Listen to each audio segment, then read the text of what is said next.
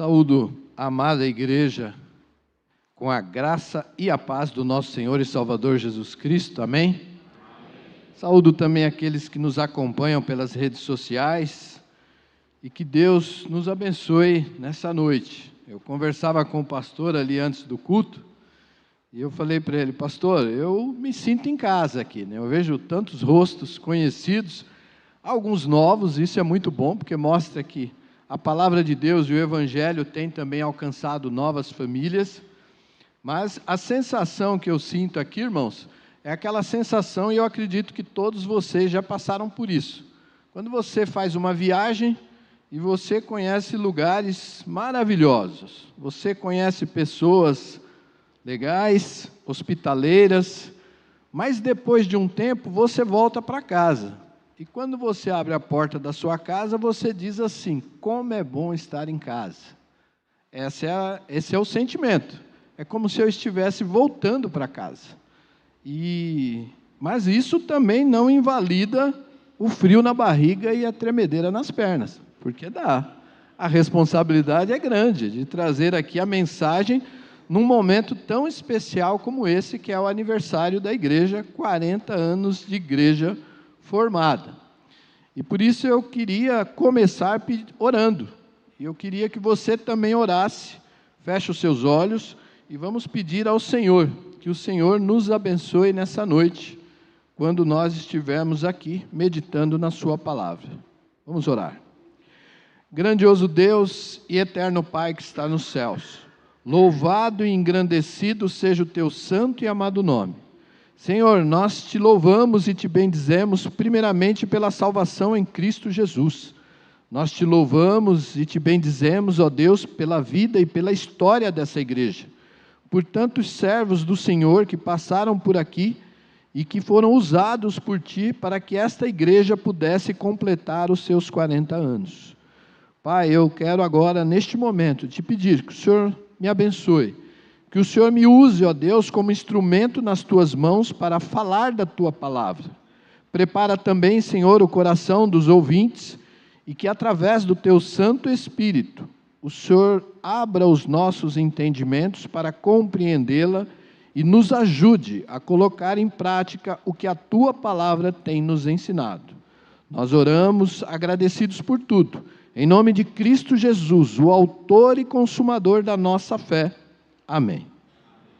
Irmãos, como o pastor disse, né, a minha história nessa igreja é uma história bem antiga, né? Quando, em 1966, o ano que eu nasci, foi o ano que minha mãe mudou para esse bairro. E ela estava grávida de mim, já frequentava a igreja lá do Hermelino, e praticamente, como o pastor comentou, foi nessa igreja que eu nasci. Foi aqui que eu tive aí a oportunidade, como as crianças, de conhecer os primeiros versículos, os primeiros cânticos, fazer grandes e boas amizades que duram até hoje, com irmãos que eu tenho um carinho muito especial. Mas, num determinado momento da minha vida, eu me afastei da igreja. E nós não acreditamos em coincidência, sabemos que tudo está nos planos de Deus. Há 40 anos atrás, depois de passar os 18 anos na igreja, eu me afastei. E durante 10 anos eu fiquei afastado da igreja. Naquela época, com 17, 18 anos, eu pensava assim: eu não quero mais ser cristão, não quero mais ser crente. Eu quero agora conhecer as coisas do mundo. Eu quero agora ser livre. Eu quero fazer o que der vontade no meu coração. Eu quero seguir a minha própria mente, os meus próprios desejos. Era assim que eu e muitos jovens daquela época pensavam e saíram. Mas eu louvo a Deus que, assim como eu tenho encontrado muitos deles hoje com a palavra de Deus na mão. E Deus foi buscá-los, assim como fez comigo também. E nós vamos falar disso um pouco mais aqui à frente. Para a nossa meditação, eu quero convidar a igreja a abrir a sua Bíblia no Evangelho de Marcos, capítulo 5. Marcos, capítulo 5. Nós vamos ler do versículo 1 até o versículo 20, mas nós vamos ler em partes. Então, acompanhe a leitura. A primeira parte nós leremos do 1 até o 5. Evangelho de Marcos, capítulo 5, do versículo 1 até o versículo 5. Diz assim a palavra do Senhor: Entre mentes chegaram a outra margem do mar, a terra dos Gerazenos. Ao desembarcar, logo veio dos sepulcros ao seu encontro um homem possesso de espírito imundo, o qual vivia nos sepulcros, e nem mesmo com cadeias alguém podia prendê-lo, porque tendo sido muitas vezes preso com grilhões e cadeias, as cadeias foram quebradas por ele e os grilhões despedaçados, e ninguém podia subjugá-lo. Andava sempre de noite e de dia, clamando por entre os sepulcros e pelos montes, ferindo-se com pedra. Irmãos, eu queria chamar a sua atenção para como vivia aquele homem. Qual era o retrato daquele homem que a Bíblia descreve aqui?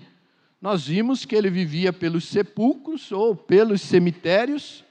Lucas, o evangelista Lucas, vai dar mais um detalhe. Lucas vai dizer: este homem vivia nu, sem roupas. Andava pelos cemitérios, pelos sepulcros, despido, nu. As pessoas tentavam prendê-lo, mas, mesmo quando o acorrentava, ele quebrava as correntes e fugia, e voltava para os sepulcros e para os montes.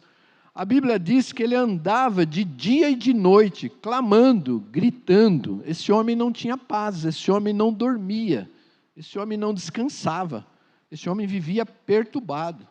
A Bíblia diz que ele se feria com pedras, ele mesmo se machucava ali com as pedras. E a Bíblia diz mais na frente, nós vamos chegar nesse versículo, que esse homem estava possuído por uma legião de demônios. Irmãos, que situação mais triste vivia esse homem. Vocês conseguem imaginar alguém vivendo assim? Vocês conseguem imaginar a humilhação que esse homem passava? De não ter paz, de viver atormentado de dia e de noite, de se mutilar, de se machucar, de clamar, de estar humilhado, sem roupa, e mesmo quando tentavam prendê-lo, ele quebrava e voltava para os montes, voltava para os cemitérios.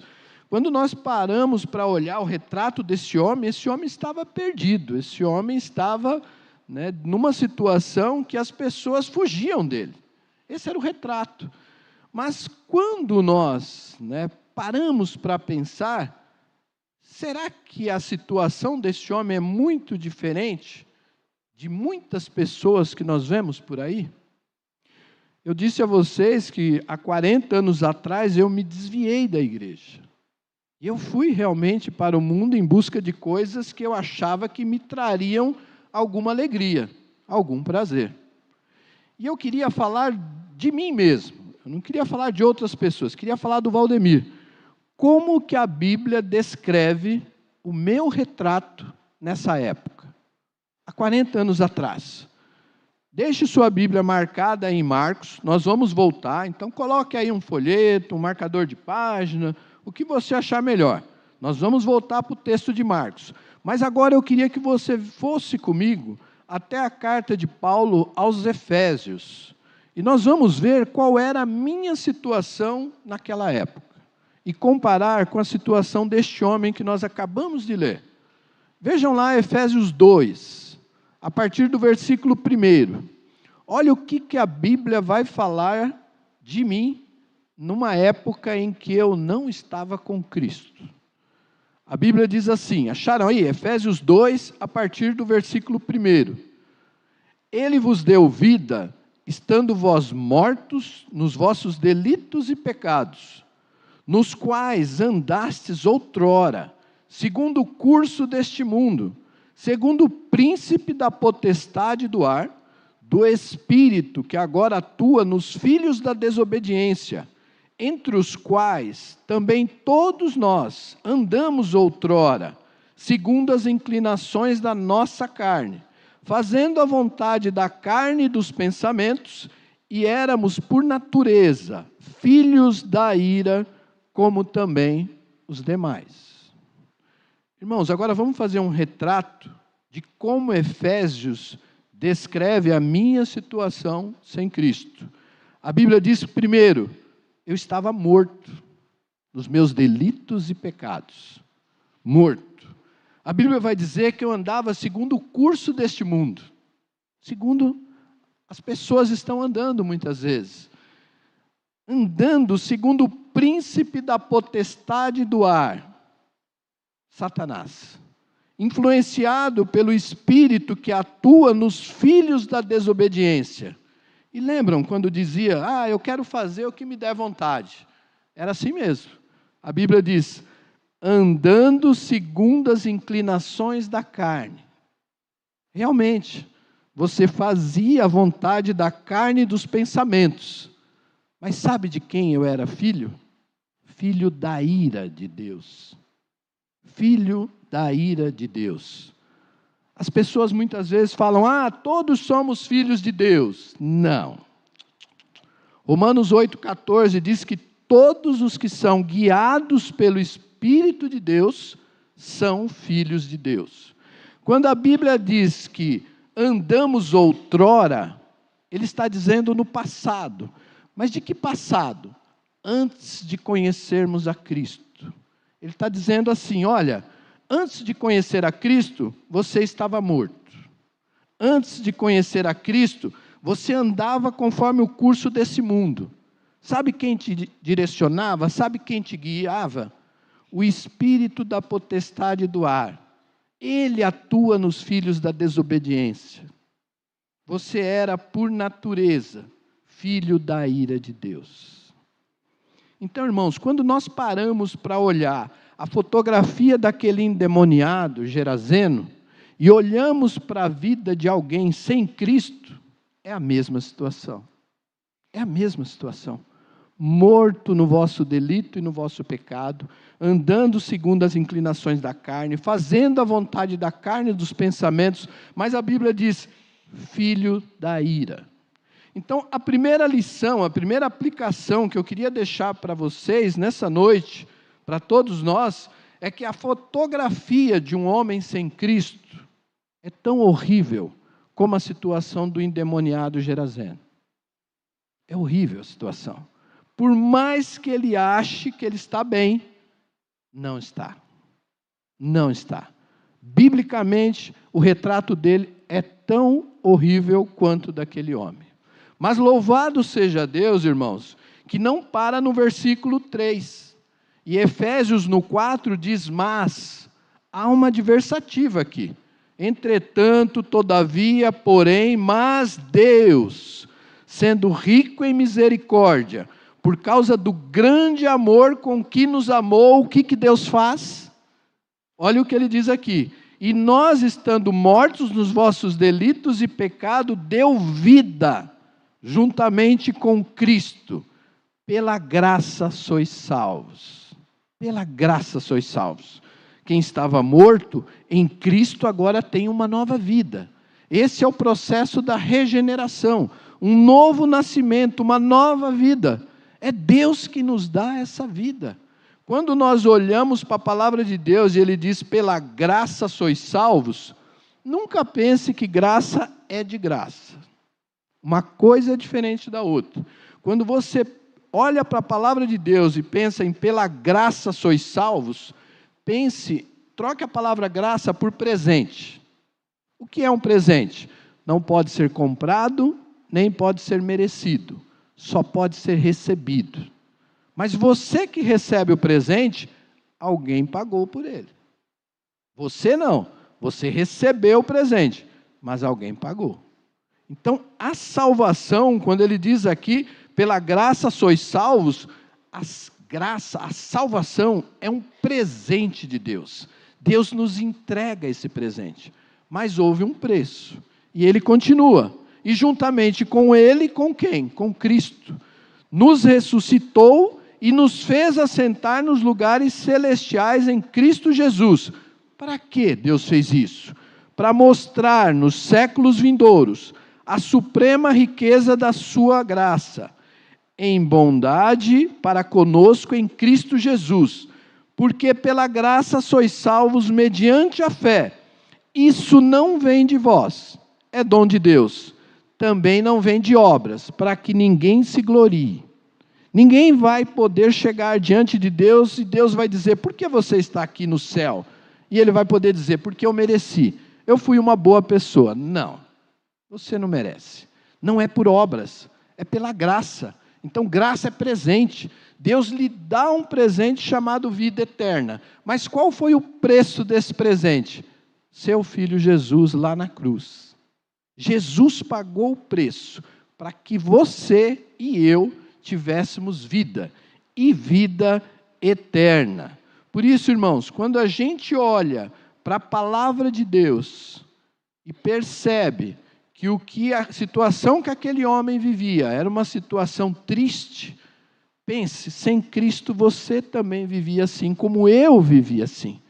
Mas Deus é rico em misericórdia, e Ele não quer que a gente continue assim, e Ele nos dá vida e nos faz assentar em lugares, em regiões celestiais. O que isso quer dizer? Esse texto, quando ele fala de regiões celestiais, ele está comparando com aquela cena de um palácio, onde há um rei, há um príncipe, e naquele salão há ali os seus convidados. É como se você estivesse sendo convidado para entrar no lugar onde está o Deus Todo-Criador e seu Filho Jesus. E Ele te faz assentar nas regiões celestiais com Cristo. Isso é maravilhoso, irmãos, nós sabermos que em Cristo nós somos salvos. Em Cristo nós recebemos um presente chamado vida eterna. Vida eterna. E essa é a primeira aplicação que eu queria deixar aqui. Nunca esqueça disso. A situação de uma pessoa sem Cristo é a mesma daquele homem. É a mesma situação que eu tinha antes de encontrar a Cristo, de Cristo mudar a minha história. Apesar de ter sido criado na igreja, com 18 anos eu fui embora e me perdi. Mas Cristo foi lá e me trouxe de volta e me deu uma nova vida. Então guarde bem isso. A primeira lição que esse texto nos mostra é que a situação daquele homem é a mesma daqueles que ainda não encontraram e não receberam Jesus como seu Senhor e seu Salvador. Vamos voltar lá para o texto de Marcos? Volte lá para Marcos. Nós lemos até o versículo 5. Vamos agora a partir do versículo 5. A partir do 5 diz assim: andava sempre de noite e de dia, clamando por entre os sepulcros e pelos montes, ferindo-se com pedras. Quando de longe ele viu Jesus, correu e o adorou. Não se engane, aqui não é um homem convertido. Esse homem está aqui possuído por demônios. Exclamando com alta voz: que tenho eu contigo, Jesus, Filho do Deus Altíssimo? Conjuro-te por Deus que não me atormentes. Porque Jesus lhe dissera: espírito imundo, sai deste homem. E perguntou-lhe: qual é o teu nome? Respondeu ele: Legião é o meu nome, porque somos muitos. E rogou-lhe encarecidamente que os não mandasse para fora do país. Ora, pastava ali pelo monte uma grande manada de porcos. E os espíritos imundos rogaram a Jesus, dizendo: manda-nos para os porcos, para que entremos neles. Jesus o permitiu. Então, saindo os espíritos imundos, entraram nos porcos, e a manada, que era cerca de 2.000, precipitou-se de despenhadeiro abaixo, para dentro do mar, onde se afogaram. Os porqueiros fugiram e o anunciaram na cidade e pelos campos. Então saiu o povo para ver o que sucedera. Indo ter com Jesus, viram o endemoniado, o que tivera a legião, assentado, vestido em perfeito juízo, e temeram. Os que haviam presenciado os fatos, contaram-lhes o que acontecera ao endemoniado e acerca dos porcos. Entraram a rogar-lhe que se retirasse da terra deles. Ao entrar Jesus no barco, suplicava-lhe o que fora endemoniado que o deixasse ir com ele. Irmãos, olha que interessante, né? Jesus libertou aquele homem dos demônios. Aquele homem vivia numa situação extremamente humilhante. Mas as pessoas daquela região, quando chegaram até ali e viram aquele homem em perfeito juízo, assentado, limpo, de forma decente, o que eles fizeram? Expulsaram Jesus. Não queriam Jesus ali. Se assustaram com aquilo que havia acontecido. Mas é importante nós observarmos algo que vai acontecer um pouquinho antes aí dessa passagem. Abra aí, volte um pouquinho aí no capítulo 4, vamos ler o versículo 36 e 37. Marcos 4, 36 a 37. Olha o que estava acontecendo aqui, o que aconteceu antes de Jesus chegar àquele lugar. E eles, despedindo a multidão, o levaram assim como estava no barco, levaram Jesus. E outros barcos o seguiam.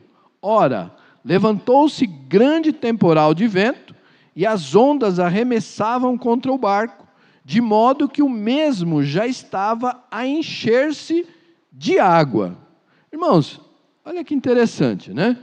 Jesus está ali do lado da Galileia, pregando aos judeus, porque neste momento seu ministério estava dedicado ainda aos judeus, não é momento ainda de anunciar aos gentios, isso vai acontecer, mas Jesus ali, com uma multidão seguindo, ele fala, não, agora nós vamos pegar o barco e nós vamos para o outro lado do mar da Galileia. E o que tinha do outro lado do mar da Galileia? Uma região chamada Decápolis, que é um conjunto de 10 cidades de gentios. Haviam judeus que moravam ali? Sim, mas a maioria eram gentios. Eram cidades que faziam ali a fronteira do Império Romano, onde moravam muitos gentios e que adoravam muitos ídolos, entre eles Moloque e outros deuses que eles adoravam ali. E Jesus atravessa aquele mar e enfrenta uma tempestade, mas só para encontrar aquele endemoniado? Sim. Mas Jesus, no meio de uma multidão, para tudo o que estava fazendo, só por causa de um estrangeiro, de um gentil? Mas e aquela multidão? Não seria mais interessante Jesus dar atenção para uma multidão? Não. Jesus atravessa o mar, enfrenta a tempestade, porque ele ia lá para salvar aquele único homem. Jesus tinha um propósito, um plano para aquele homem. E essa é a segunda lição, a segunda aplicação que eu queria deixar aqui para nós nessa noite. Jesus, irmãos, ele vai buscar e salvar todos aqueles que o Pai já lhe deu. Nunca pense em seu coração, não, eu não vou falar do Evangelho para aquela pessoa. Não, aquele ali não tem salvação. Aquele ali é um perdido. Irmãos, o que eu mais tenho encontrado, isso é uma vantagem de você morar no bairro, né, a vida inteira no bairro que você nasceu. O que eu mais tenho encontrado hoje são pessoas que lá atrás a gente dizia, esse aí não tem jeito não. E ele está lá, com a Bíblia na mão. Entre os quais esse que vos fala neste momento. Muitos diziam, não tem, não volta, não tem salvação. Volta, volta. Jesus atravessa o mar, enfrenta a tempestade. Jesus vai buscar, irmãos, todos aqueles que o Pai já lhe entregou, já lhe confiou. João 10,14, ele diz, eu sou o bom pastor, eu conheço as minhas ovelhas, e as ovelhas me conhecem. As ovelhas vão ouvir a minha voz e elas vão, me seguir. Quando nós olhamos para esse texto, quando nós olhamos para João 10, nós não entendemos muitas vezes esse conceito do pastor e das ovelhas, porque isso não faz parte do nosso cotidiano. Mas a verdade, irmãos, é que criadores de ovelha, normalmente eles se reúnem à noite, justamente para proteger o seu rebanho. E um vai ajudar a proteger o seu rebanho ali, né, de lobos, de feras, de ladrões, e eles se reúnem. Mas quando amanhece o dia, cada pastor vai seguir o seu próprio caminho. E é bem interessante, porque o pastor ele vai falando com as suas ovelhas, elas reconhecem a sua voz e elas vão seguindo. De modo que uma ovelha não segue o pastor do outro, ela segue o pastor dela. O que Jesus está dizendo é assim, eu tenho as minhas ovelhas, elas vão reconhecer a minha voz e elas vão me seguir. Então nunca, irmão, nunca pense, aquele ali não tem salvação. Não vou nem falar do Evangelho para ele que é perda de tempo. Nunca pense assim, porque no dia que ele ouvir a voz do bom pastor, ele vai reconhecer e ele vai seguir a Jesus. Ele vai seguir a Jesus. Creia nisso, porque é próprio Senhor Jesus que está dizendo: eu sou o bom pastor dá vida pelas ovelhas. Jesus deu a sua vida por nós. Jesus morreu na cruz por nós. E quando Ele fala conosco através da sua palavra, irmãos, pode estar num presídio, pode estar num leito de hospital, pode estar num bar, pode estar em qualquer lugar. Quando ele ouvir a voz do pastor, o Espírito Santo vai entrar no coração dele de tal maneira que ele não vai mais viver a mesma vida. Não tem como. Ele vai seguir a Jesus. E aí, essa é a segunda aplicação. Creia nisso. Jesus vai buscar e salvar todos aqueles que o Pai lhe deu. Em determinado momento, Jesus vai fazer isso. Ele sai de uma multidão, atravessa o mar, enfrenta uma tempestade. Quando ele chega lá, quem que vem encontrar ele? O endemoniado. Ele expulsa os demônios, cura aquele homem, e a multidão agora da cidade faz o quê? Saia daqui, Jesus. Não queremos nada contigo aqui. Desapareça daqui. Jesus entra no barco e volta. O objetivo de Jesus ali era aquele homem. E é isso que Jesus faz. Ele vai buscar e salvar aquele único homem na cidade dos Gerazenos. E aí, irmãos, a terceira parte aqui, no versículo 18, olha que interessante. Ao entrar Jesus no barco, suplicava-lhe o que fora endemoniado, que o deixasse estar com ele. Aí o 19, a primeira parte. Jesus, porém, não lhe permitiu. Opa, espera aí. Nós vimos agora há pouco que os demônios fizeram um pedido para Jesus, não foi? Eles disseram, permita que a gente entre nos porcos. O que Jesus disse para os demônios?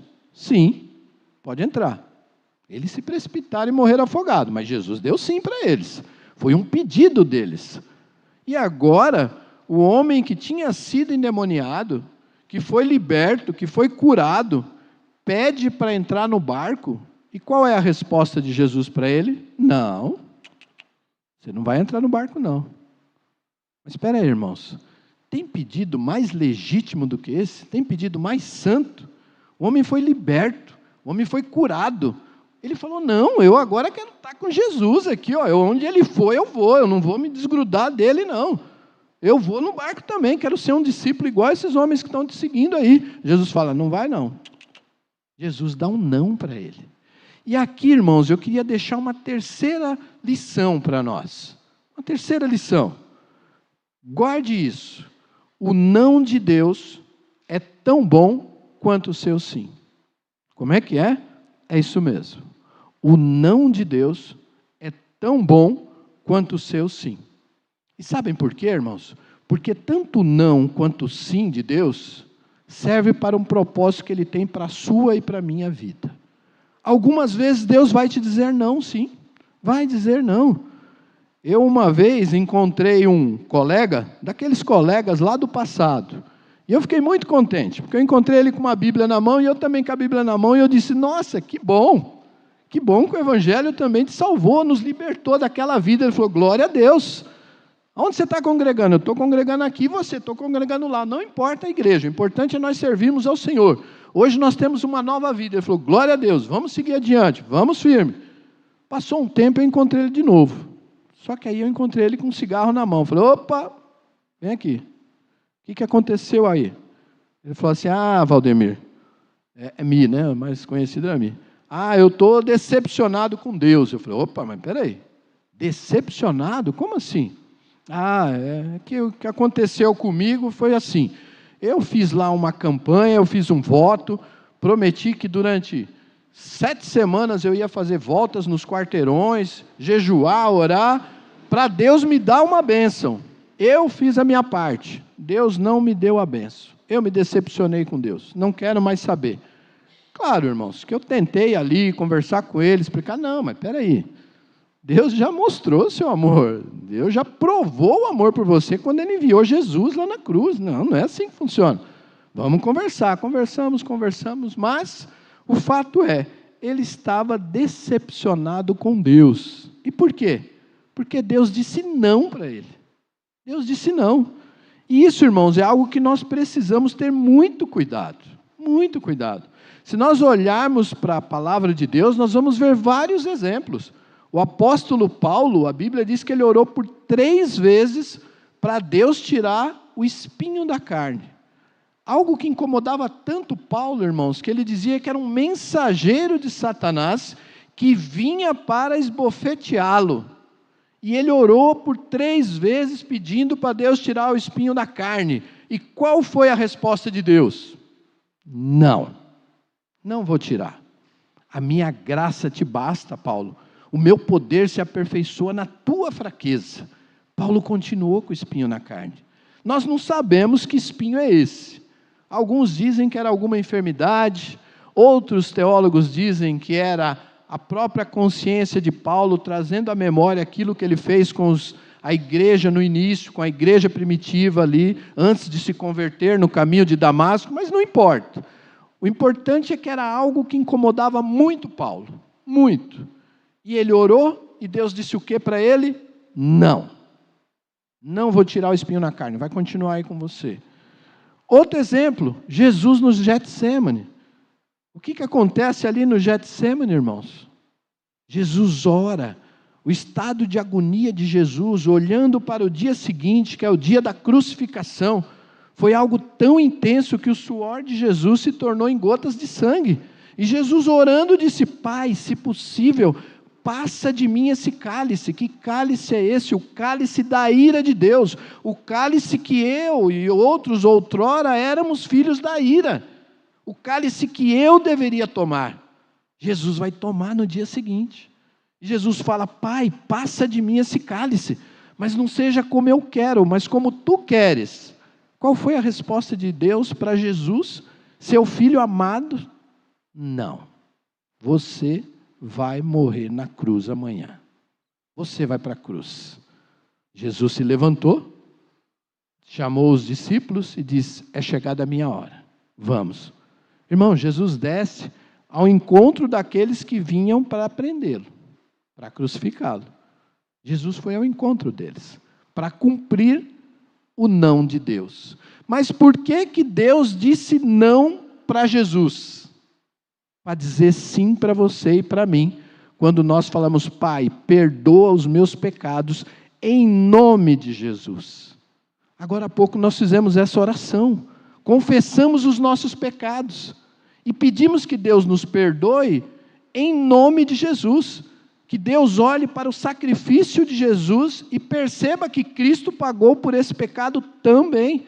Então, irmãos, Deus disse não para Jesus, em alguns momentos Ele vai dizer não para nós também. Vai dizer não. Mas você e eu precisamos aceitar esse não de Deus. Eu não peço, irmãos, que você aceite o não com o mesmo entusiasmo do sim. Não dá. Mas eu peço que você aceite o não de Deus com confiança de que Deus está no controle. E que aquele não tem um propósito maior, que você talvez não vai ver e não vai entender agora, mas aceite. É possível que muitas vezes nós vamos orar e é normal. Alguém está doente e nós vamos orar para Deus curá-lo. Vamos orar e Deus vai curar. E vamos orar e Deus vai curar. Mas e quando Deus não cura? E quando a vontade de Deus é não? Já cumpriu o seu propósito aí. Agora ele vem para cá. Ele vem para junto de mim. Essa enfermidade vai levá-lo. Irmãos, o apóstolo Paulo, quando ele escreve a carta aos Romanos, o propósito de Paulo era chegar até a Espanha. E ele vai dizer isso na carta. Olha, eu quero passar aí, quero conhecer vocês. Eu ainda não conheço a igreja de Roma. Mas eu quero ir até a Espanha. E aí vai ser um ponto para depois eu chegar na Espanha. Paulo chegou na Espanha? Não. Paulo morre em Roma. Paulo nunca chegou na Espanha. Mas ele queria chegar lá. E Deus disse, não, Paulo. Quem vai lá na Espanha é outro, não é você. Quando Paulo estava em Jerusalém, em determinado momento, Paulo ficou muito abatido, preso. Jesus aparece para ele e fala, Paulo, coragem. Importa que do mesmo jeito que você deu testemunho de mim aqui em Jerusalém, você também dê testemunho de mim em Roma. O plano de Jesus para Paulo era até Roma, não era até Espanha. E Deus vai dizer não a ele também. Então, irmãos, nós precisamos aceitar. Senão nós vamos ser crentes que olham para Deus com uma lista de pedido. Eu quero um emprego bom, eu quero um carro novo, eu quero, mas Deus não me deu, agora eu fiquei chateado. Não vou mais para a igreja. Não. Deus tem seu plano, Deus tem seu propósito. Olhem para a vida daquele endemoniado. O homem foi curado. Naquela região, só ele reconheceu quem era Jesus. E ele queria acompanhar Jesus. Jesus disse para ele: não, Senhor, você não vai. Eu tenho outro plano para você. E Jesus ali dá um não para ele. Mas eu queria aqui, irmãos, concluir, e aí eu peço que você agora acompanhe o versículo 19 e o 20. Jesus não permitiu, mas Jesus deu uma ordem para ele. Que ordem foi essa? Vai para a tua casa, para os teus, anuncia-lhes tudo o que o Senhor te fez, e como teve compaixão de ti. Então ele se foi, e começou a proclamar em Decápolis tudo o que Jesus lhe fizera, e todos se admiraram. Entende, irmãos, por que Jesus disse não para aquele homem? Ele queria acompanhar Jesus. Jesus falou assim: não, eu tenho outro plano para você. Você vai voltar por toda essa região aí, essas 10 cidades, e você vai dizer tudo o que eu fiz por você, de como Deus teve compaixão da tua vida, de qual era o teu estado, e como que é o teu estado agora. E foi isso que esse homem fez. Ele saiu a proclamar ali. Saiu a dizer para as pessoas quem era Jesus, o que Jesus fez por ele. E aí eu quero te convidar agora para você ir um pouquinho mais, quando Jesus vai voltar nessa mesma região. Olha o que vai acontecer agora. Marcos 7, avança um pouquinho aí na sua Bíblia. Marcos 7, 31 até o 37. Olha só. Diz assim, a partir do 31. De novo se retirou das terras de Tiro e foi para Sidom, até o mar da Galileia, através do território de Decápolis. Jesus vai por aquela mesma região agora. Jesus está voltando de novo ali. Então lhe trouxeram um surdo e gago, e lhe suplicaram que impusesse as mãos sobre ele. Olha que interessante. Primeiro eles expulsaram Jesus, agora eles estão trazendo os enfermos para Jesus curar.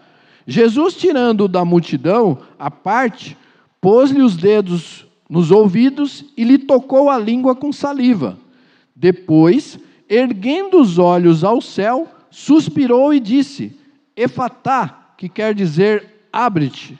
Abriram-se-lhe os ouvidos e logo se lhe soltou o empecilho da língua e falava desembaraçadamente. Mas lhe ordenou, olha a ordem de Jesus, a ninguém o dissesse. Contudo, quanto mais Jesus pedia para não contar, mais recomendava, tanto mais eles o divulgavam.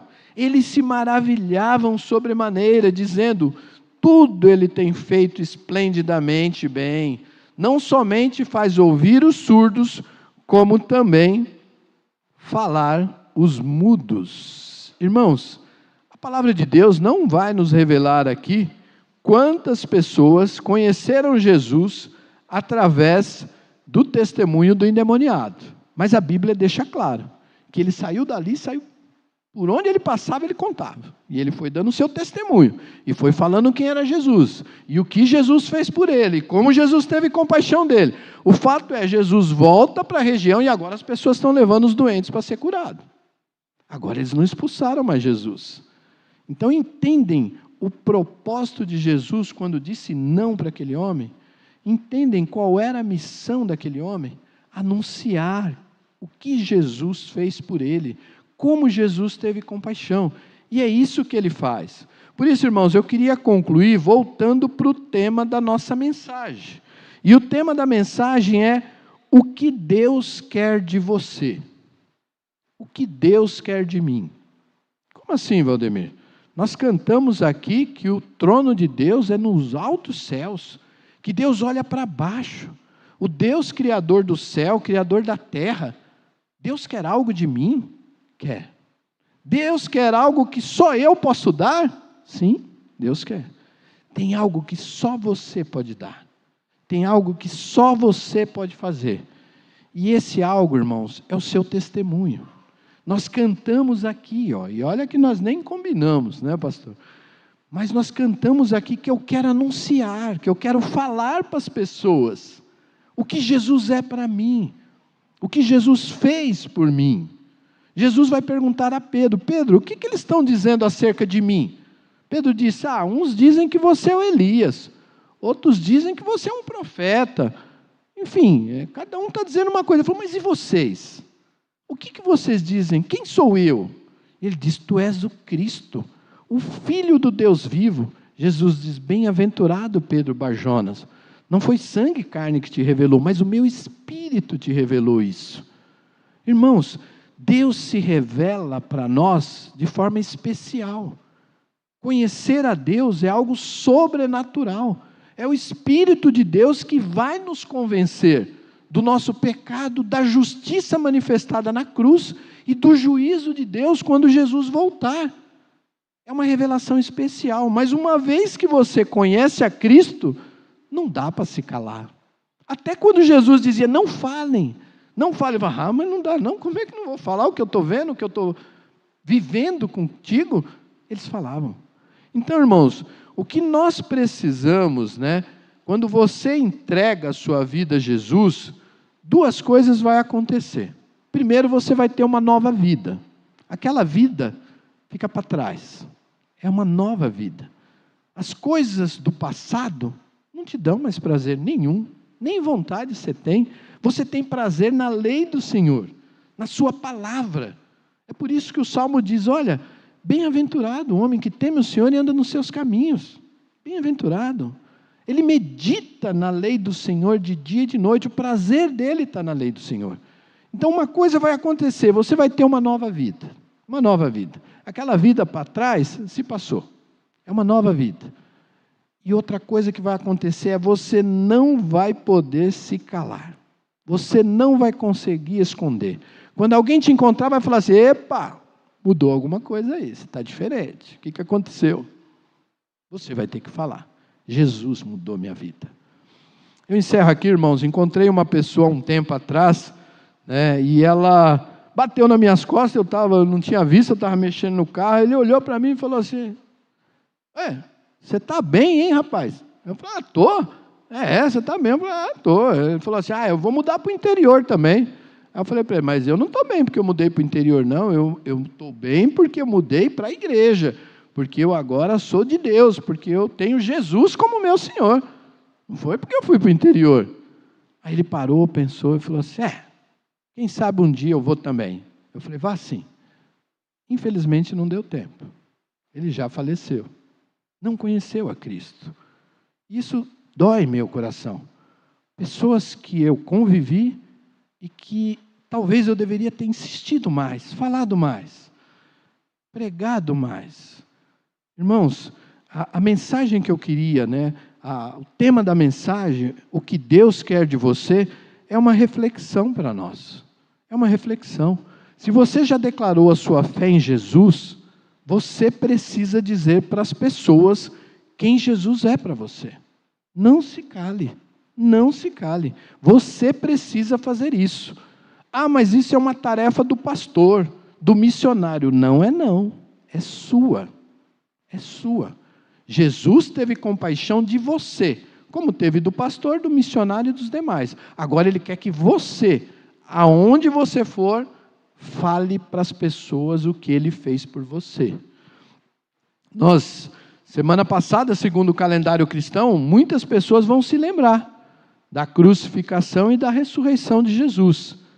Para os cristãos, para o crente, ele tem que lembrar disso todo dia. Todo dia você tem que lembrar que Cristo morreu na cruz por causa do seu e do meu pecado. Mas louvado seja Deus, porque no domingo Cristo ressuscitou. E porque Ele vive, você pode crer no amanhã. Porque Ele vive, você pode crer que você também vai ressuscitar. Promessa de Jesus. João 11, 25 e 26, Jesus diz: aquele que crê em mim, eu sou a ressurreição e a vida. aquele que crê em mim, ainda que morra, viverá. E aquele que vive e crê, não morrerá eternamente. Jesus ressuscitou, venceu a morte, e nós ressuscitaremos com ele também um dia. E viveremos eternamente na glória. Mas você precisa dizer isso. O dia é hoje, a hora é agora. Tome essa decisão, não espere. Você pode pensar assim, mas eu já creio em Deus, eu creio em Jesus, mas eu não declarei isso em nenhuma igreja. Eu não declaro para ninguém porque eu acho que isso é algo do meu coração. É só entre eu e Deus. Não é não. Jesus lá em Marcos 10, 32, 33, ele diz, aquele que me confessar diante dos homens, eu o confessarei diante do meu Pai que está nos céus. Mas aquele que não me confessar, aquele que for tímido, aquele que for medroso, aquele que me negar diante dos homens, eu também o negarei diante do meu Pai que está nos céus. Por isso, irmãos, eu queria deixar para esta igreja e para todos que ouvirem essa mensagem, esse recado. Deus quer algo que só você pode dar. Só você pode dar. O seu testemunho. O seu testemunho. Diga para as pessoas, todas que você tiver oportunidade, o que Ele fez por você e como Ele teve compaixão da sua vida. A vida eterna, o céu, o paraíso, é um presente de Deus. Mas Ele teve um preço. Esse presente foi muito caro. Você vai recebê-lo pela fé. Mas Jesus pagou o preço. Isso não pode ser guardado em nosso coração. Isso tem que ser divulgado. Você tem que todo dia pensar, Senhor, para quem que eu falo hoje? Que maravilha saber que a vida não se limita apenas a isso que eu estou vivendo aqui, que há algo a mais, algo eterno, e eu farei parte deste plano. Eu preciso dizer isso para alguém. E aonde você tiver oportunidade, diga. A igreja faz 40 anos, mas quem recebe o presente somos nós. E o presente é Jesus, o Filho de Deus. Porque Deus amou o mundo de tal maneira que deu seu único Filho, para todo que nele crê, não pereça, não morra, mas tenha vida eterna. Todo aquele que nele crê. E quando você crê, você divulga em quem você crê.